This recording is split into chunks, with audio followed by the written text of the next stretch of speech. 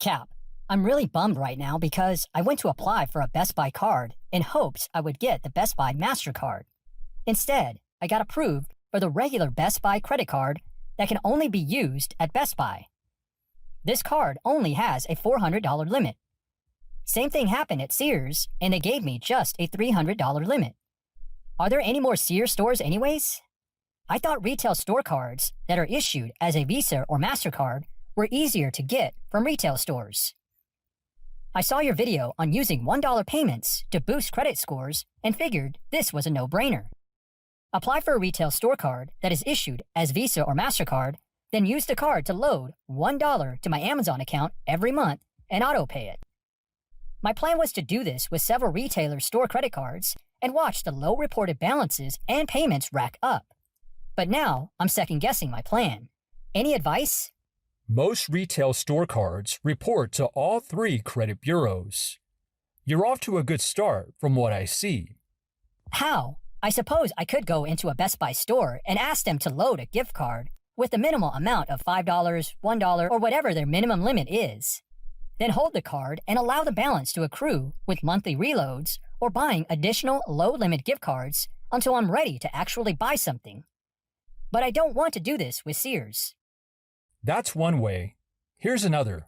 But first, let me ask you, how often do you eat out? A few times a week, I suppose. But what's that got to do with it? Next time you order that combo meal, skip the drink. Then head over to Best Buy to purchase a bottle of soda or water. Most Best Buys are located in shopping centers next to plenty of restaurants. It can cost a little more or may even be a better deal depending on the restaurant. For Sears, you can try visiting a Kmart store if there's still one near you, although that's not likely anymore. Sears does offer $1 items through its website and even offers free shipping on these items, so the cost is minimal. That's a great idea. Why didn't I think of doing that with Best Buy? I'm not sure about the online $1 Sears option because that's basically wasted money. I'm not so sure it's worth spending an extra dollar or two every single month for the sake of my credit score. It's not for everyone, but the number of payments and low balances that get reported every month from your two retail store cards add up quickly over a year's time. Don't forget that upgrades are possible, especially after you demonstrated a responsible and consistent borrowing history with the lender. So the MasterCard versions of these two retail cards may still be within reach and allow you to exercise the $1 Amazon load option you described earlier. That's a good point. I'll have to rethink my opinion on Sears.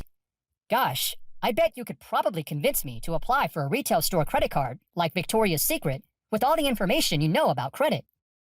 Victoria's Secret credit cards are issued by Citibank, which is known for having looser standards for approvals. Online credit bloggers like to talk about the shopping cart trick, which is a credit hacking tool that allows some consumers to apply for a card issued by Comenity online and possibly get approved without having a hard inquiry appear in the consumer's credit history.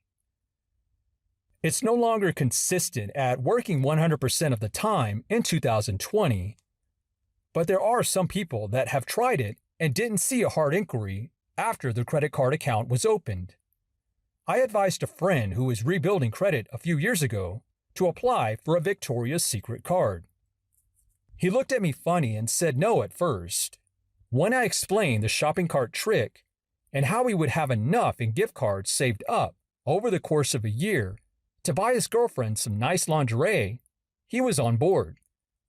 To this day, he still uses that card for $10 gift cards every month, and the store employees even know his situation very well and appreciate what he's doing for his girlfriend.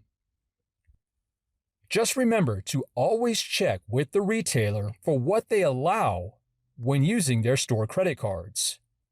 This means there may be a few items in the store that the retailer won't sell to someone trying to buy with a store-issued credit card without a Visa or MasterCard logo on it.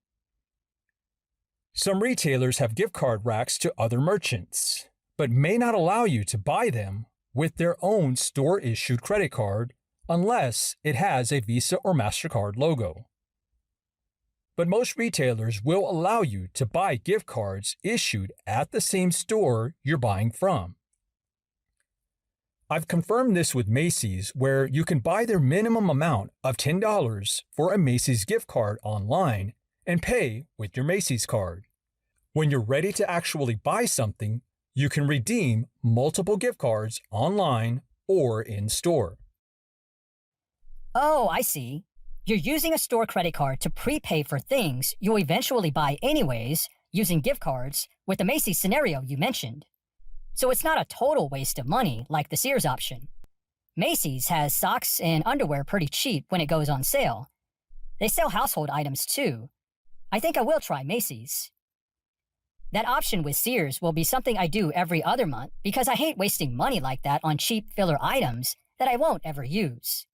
I like the idea of appealing to Sears and upgrading my store-only card to a Sears MasterCard, and the cheap filler options may work out in getting me there in a year or so.